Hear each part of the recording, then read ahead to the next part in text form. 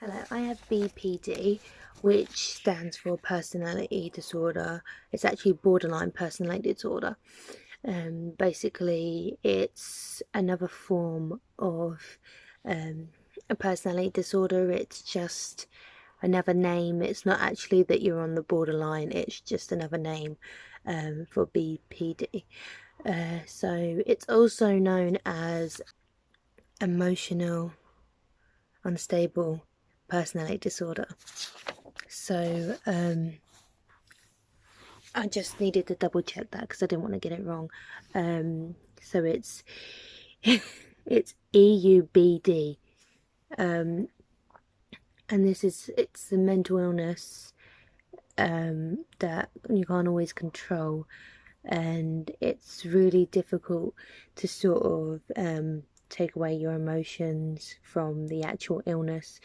You don't know what is your illness and what actually is yourself and your own emotions.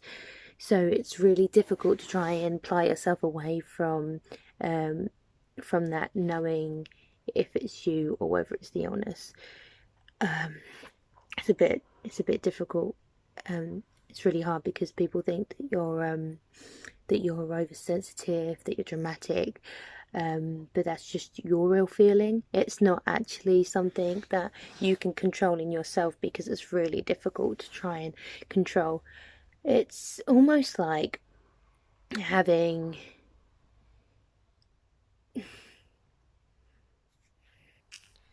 bipolar, but the only difference is the fact that bipolar people have more of a longer time of feeling depressed or feeling really hypo. So they'll go for like weeks on end, feeling really happy and then really sad. And then BPD people have times where they'll just go really low and they'll go really bad to kick off, like, and feel really upset, and then something happens, like a light switch goes off and they'll just be back to being normal again. And that's how it is for me. And we don't have sometimes we don't have reasons for it. Just one little thing that someone says to us can just drive us crazy. And there's little trigger words like, oh, you're so psycho, you're so crazy. Now for me, that really drives me crazy because that is what triggers me off, because I'm not crazy, I'm just ill. I've got mental health issues and that's not my fault. I didn't choose to have it. It normally stems from unstable relationships, and strong emotion reactions. Um, it's a strong emotional reaction, sorry. I have a distorted sense of myself, so what people may think, they could think that I was really pretty, or don't know, really ugly. And then there's me thinking the complete opposite. So to me, I feel like my face is okay, but I could change it. I don't like my teeth. I don't like my boobs because they're too big. Although I get away with wearing nice dresses and stuff like that, and I don't need to wear a bra with them. But um, the problem is I don't like myself that way. I have big hips. I have, I feel to myself like I'm really big, but actually people are always telling me that I'm not, and I hate it when people think that I'm attention seeking, because that was the worst thing that I would ever want anybody to think I was, because it's not me attention, it's how I feel in myself. So I just need a constant reassurance to make sure that how I feel isn't actually what is going on in the outside. For me, having BPD is emotional. It's horrible. It's an emotional roller coaster. So I'll just go from boyfriend to boyfriend, trying to find the one that will make me whole again, make me feel like I'm the best thing in the world, really care for me, make sure that I'm doing everything. Feel like I'll spend my life with them. I'll be so in love, I fall in love quickly. That's what people with us, like us, do. Um, and then we'll have one argument and that's it. Don't want to know at all. Don't want to care. Don't want to be around them. I just hate them. And that's just me, really. I don't know whether it happens for anybody else, but that's how I feel on it. The relationship will just fade away because I don't want to deal with people that I think are horrible and nasty and abusive. Even though they may not be, they might be the nicest person in the world, just having an argument, and there's me taking it too far and being hypersensitive. That's what people with BPD do. It's horrible because then I'll just go on and find the next guy that I want to make myself feel really good around and make me feel like the best person in the world, and it's just a constant horrible vicious cycle because the amount of people that I'd probably be hurting by doing it is just horrible. But at the same time, I feel like that is me. I try and make myself feel like I'm loved, and people horribly misconceive that as me being the horrible bad person, but it's not. I don't feel right in the relationship anymore. I don't feel like I want to stay. I'm not in love with that person anymore. I don't want to be around that person anymore because we've had this argument, and to me, because I'm hypersensitive, I feel like I can't be around that person because of the fact that we've had the argument, and to me we should be perfect. We should be, you know, going away to Paris and going on planes and, you know, being like amazing. There's no middle, so it'll either be horrible or really great. It won't be anywhere in the middle. There won't be like a normal range. It will just be horrible or really good. So when I get to the point where it's horrible, obviously I'm not going to want to stay. Now, I've had really bad relationships in the past. I've been abused really badly. I've been punched and the police have been involved, and it was just a really horrible situation. My upbringing was good, but at the same time my dad walked out on me when I was 16 for another woman that he met in a mental institution, so that's not the greatest ideal situation for me, and I always felt like I was being replaced by my dad walking out on me when I was young. He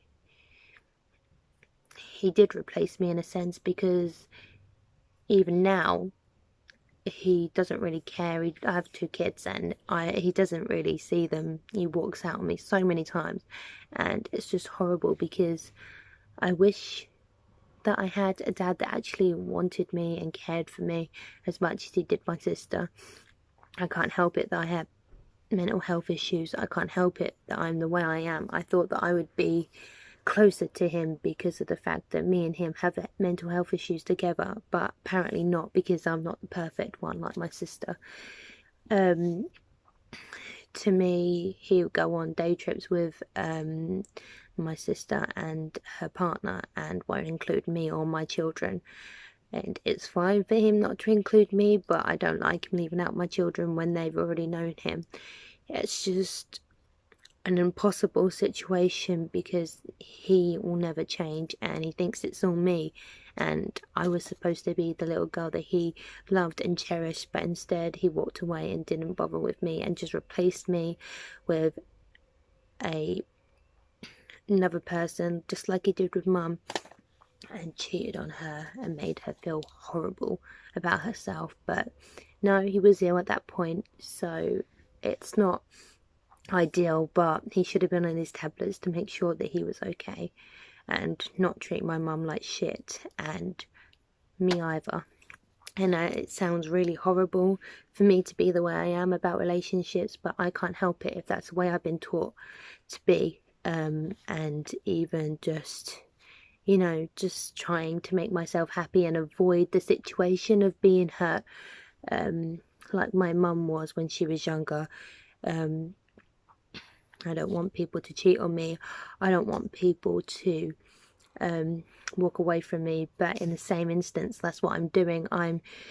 Because of my self-conscious conscience is telling me that that they're going to leave, they're going to walk away from you, they're going to cheat on you, they're going to do that, they're going to do this. It's constantly in my head, so at the same time it's in my head. So I'm just almost thinking, it's kind of, if I explain it like, you go on stage and you don't want to fall, so you're saying don't fall, don't fall, don't fall, and it's kind of like you've got this voice in your head going like this all the time, and horrible nasty things in your head, for me in BPD, saying like you're fat, you're ugly, people don't love you anymore, people just think you're annoying and stuff like that because you're hypersensitive and horrible stuff, and you've got weird way of thinking about things. Yeah, so it's like that, with I don't want to fall, I don't want to fall, I don't want to fall on stage. So it's kind of like you saying, oh, don't leave me, don't leave me, don't leave me. And then in a sense, it's kind of like you're so afraid of not falling on stage that you are almost definitely going to do it, because you're so worried about it that you do it, because your subconscious is like, okay, well, I'm so worried about it, it's going to happen, if you see what I mean. I'm just trying to explain it in the best way I can. So yeah, I push a lot of people away by being the way I am, and I don't mean to, God, I don't mean to, but it's just the way I am. If I'm not happy in a relationship and I don't want to stay, I'll find the next person and I'll move on. And it also, if you hear the way I'm saying it, it sounds horrible, but it's just the way I am, and I don't want to be that way. It's horrible, because it's just horrible, horrible. I have maintained long relationships, but something always happens to me to make me feel like I don't want to stay, and I try and separate myself from the illness, which is why I've tried to stay in the relationship.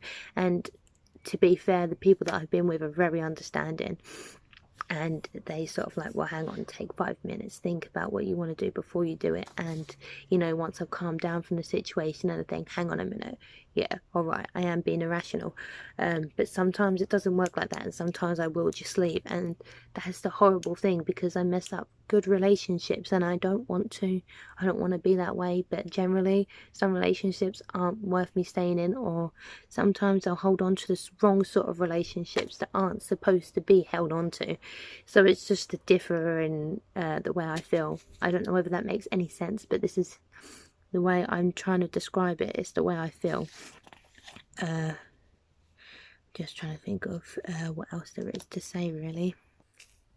Okay, so I'll go on from feeling like I can take on the world one day to then sort of like being, oh, I don't even want to get out of bed. But since I have kids, I can't really let that get in the way of my my parenting, so I've just got to get up and just fight the day as it happens. And there'll be days where I know I've got to ring up and sort out like my daughter's nursery, or I've got to sort out doctor's appointments. And to me, because I'm so mentally drained in my head, I physically just feel like I can't.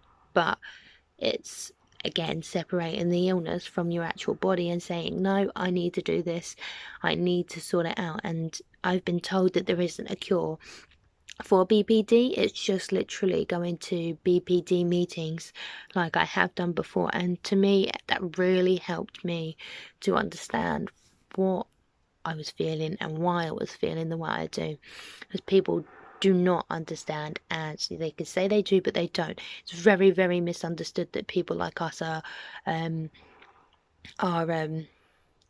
manipulative. Now, I'm not trying to be at all. I'm not a bad person. I just have been treated very wrongly in my life, and that's had a major impact on how I see the world and how I am. And I'm like very caring. I'm a really caring person. I don't want to see people homeless and anything like that. So to me, it all gets me into a bit of trouble with other people. I think non-rational thoughts.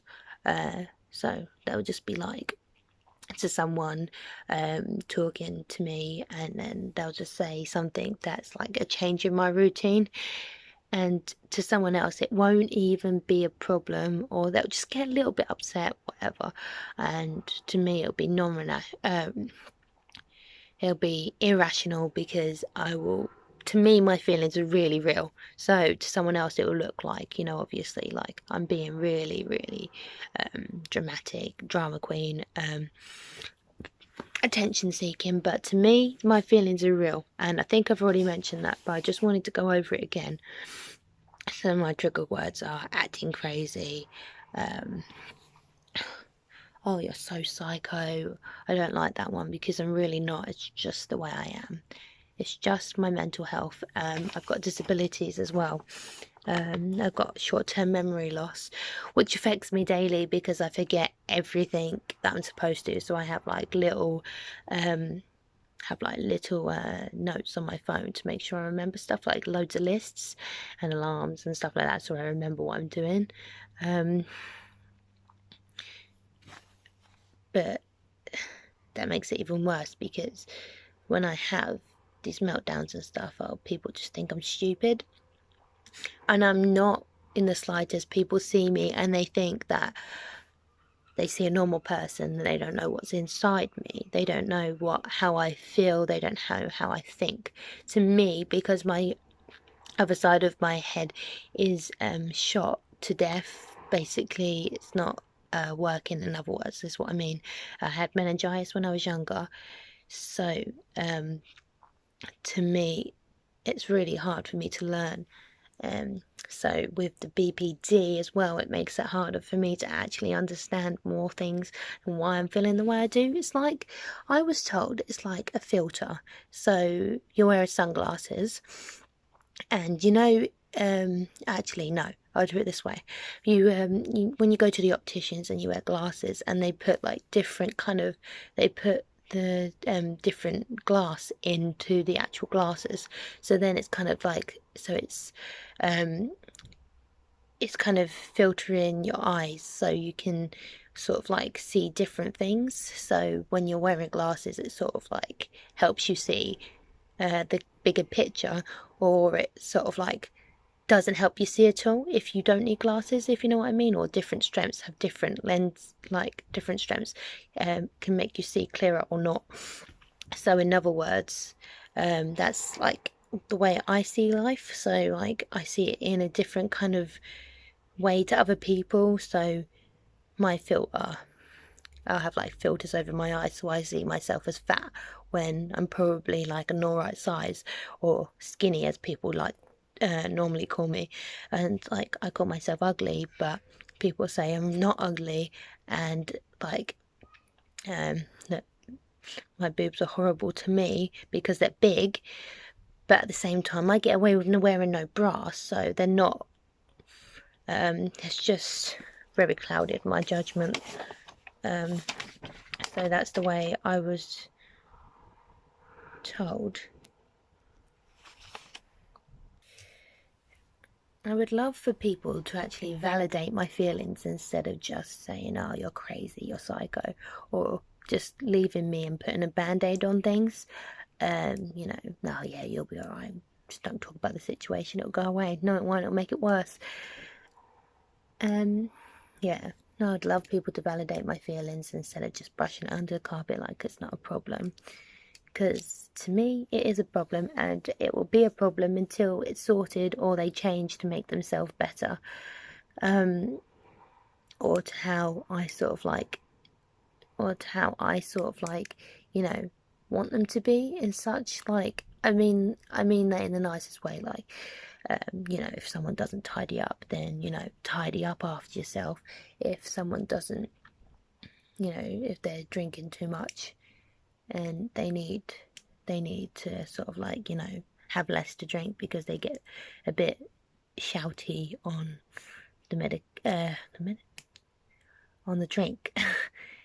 And and their real feelings come to light when they could just sit down and talk to me. So don't shove a bandage on it, validate my feelings.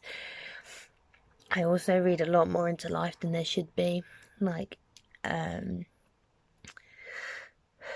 very paranoid, to be honest. If someone says that they're doing something, I'll read into it a lot more than they should be, and then I'll think that they're lying to me, that they're plotting some kind of scheme against me because everybody hates me. They're very impulsive thoughts, So yeah, it's like I could, if I was driving, if I could drive, I'd be driving down the road and just thinking, just like, oh yeah, um, no one likes me, and then get into a really depressive mood, like to the point like really, really low, and then I'll be like, oh yeah, let's just drive off a cliff, which is not, it's not a great way to think at all, but it's irrational thoughts that it's kind of like, you're watching it from someone else's view, from someone else's eyes. Like when you have an episode and you kick off and you sort of almost realize after the situation you feel bad and guilty about it, but it's like you're watching it from someone else's eyes, like you're not actually the person that's being irrational. And so you kind of like, when you stop being irrational about these situations that you've had your episode of BPD, it's kind of like you kind of wake up from the situation, you're like, wow, what just happened? Why was I like that? But you're watching it from someone else's point of view when you're in that situation. For me, that's how it is, and it's just bad because I do impulsive things that shouldn't be done. Like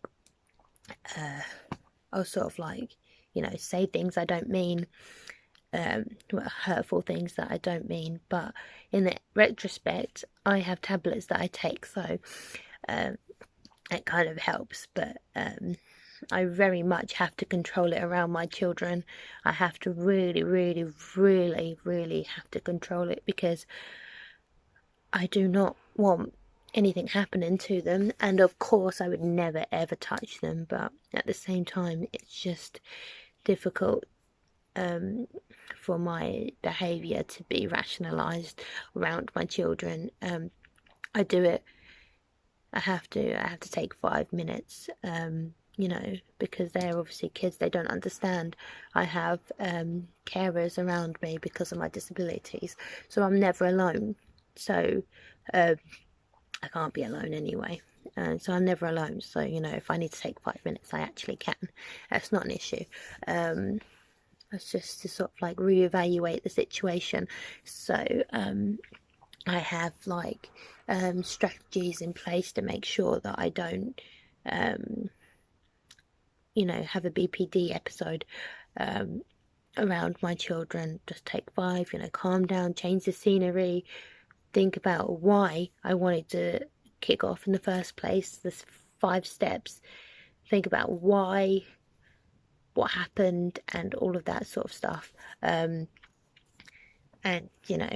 why do I feel like the way I do, and what caused it, what were the trigger words in that situation, all sorts like that, just to make sure that I'm not going to kick off. It does work for some people. Not always works for me when it works for me when I'm around my children, not always when I'm not, which I don't know why that is. I get attached quite easily. I get attached quite easily to a one specific person. It's almost like you're going back to childhood because you constantly seek their approval of everything. So you're like, oh yeah, I need you to be in my life. I want you to be around me constantly, but at the same time, I don't. I need you to make sure that I have my medicine so I remember it. I need to make sure that I look good in this outfit. I need to make sure that I had the approval of the other person before I do something, which is ridiculous because at the end of the day, you are the adult and can do what you want as such. But if I have a dismissive attitude from the person that is the person that I want to be with, or someone like that, I almost fucks my day up for the rest of the day because I won't stop thinking about it and I'll constantly want to talk about it. But at the same instant, if someone starts with me, I start back, and that's not a good way to be. I know sometimes I can control it, but not always. And it's like a really, really horrible mental illness, and it's a very misconstrued illness, because people think that, yeah, you're horrible, you're a disgusting person and everything, but actually it's just it's just an illness that you try and live with every day. And if you had the thoughts that I had in my head every single day, you would understand completely why I feel the way I do. I'm very, very self-destructive. I will just literally say goodbye to someone as well, you know, and then next minute I want them back. Or it may not be that way, but sometimes it is. I can be very self-destructive. For like, I'll just hide my real feelings, and sort of like just shut down almost, and just bottle everything up until the BPD episode happens, and I'll just flip. I'll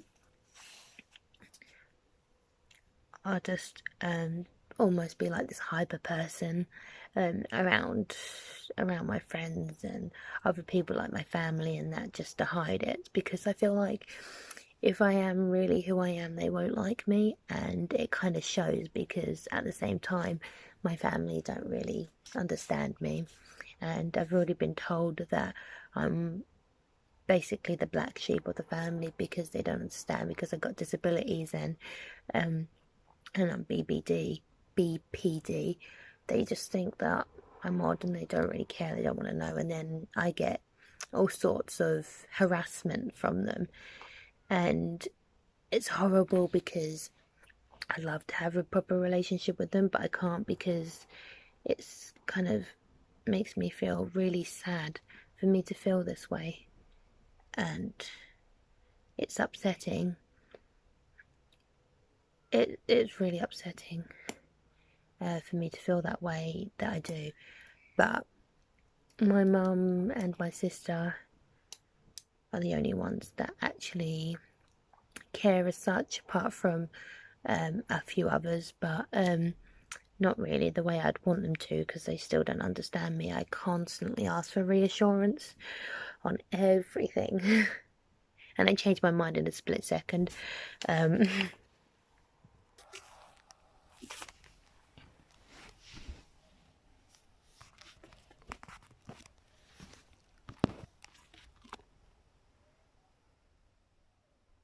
So I may look like someone that, you know, it's one of these people that know sort of like what's going on, but I'm just telling you my experience and everything, because if you talk to me, apparently you can tell that I've got problems, like disabilities. Well, some people can, because I'm not always understanding what people are saying to me.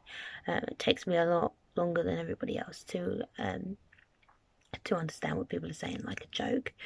Someone tell me a joke, I take about 2, 3, 4, 5 seconds to click on, maybe 10.